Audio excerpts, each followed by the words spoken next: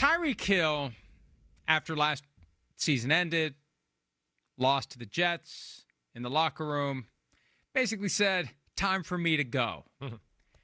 Wanted to be out of Miami. And then suddenly, and I'll never forget this feeling, we're at the convention center in Louisiana, the Thursday of Super Bowl week. Matt Casey's going over the guests for the next day, and I see Tyreek Hill's name on the list. Like, who's messing with us? Oh, yeah, Tyreek Hill's coming.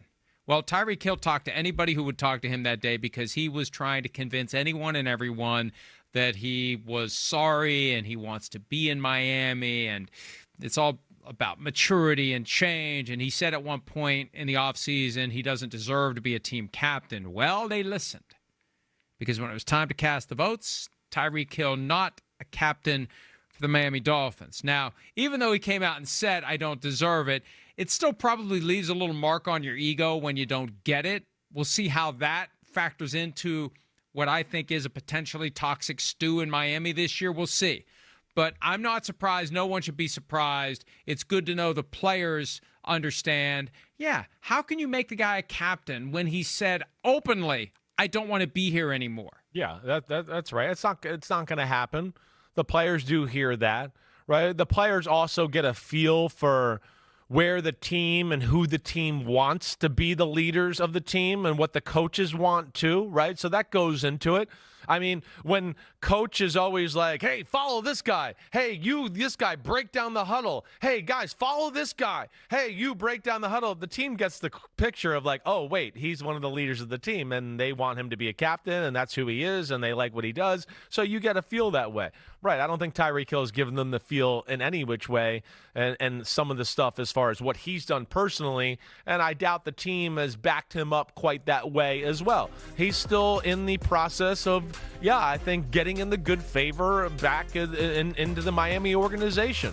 So, he's not going to be a captain, and so be it, and I think he probably realized that, like you said. Interesting graphic how Tua is more prominent than the rest, but as Tua goes, so go the Miami Dolphins, good, bad, or otherwise. And Tua's everything's about Tua. About the work on the relationship that needs to be done, regaining Tyreek's trust. And also, Tyreek Hill didn't play much, if at all, in the preseason. Tua developing chemistry with other receivers. Look, I still think if the Dolphins struggle out of the gates, if Tyreek Hill's not having big numbers, he's going to be the Devontae Adams this year. Yeah, but it's not. If they struggle, they have to struggle. That's ingredient one. If they struggle, because he's not going to be there in 2026, they're not bringing him back for whatever that bloated number is in his contract next year. Right. So you get value for him once you know that this season is going to be like so many others the Dolphins have had in recent years, where it doesn't lead anywhere good. Yeah, I mean, I'm kind of interested to see where it goes with this football team too. We know they've made a lot of changes to their team. It does feel like they're tinkering on the edge here of either disaster or maybe changing coach or whatever. We'll see where it goes. Yeah, you got a quarterback, of course, that's making a ton of money, and we're worried about his health, so we've orchestrated a whole offense so he doesn't have to hold the ball or take hits or do anything that way.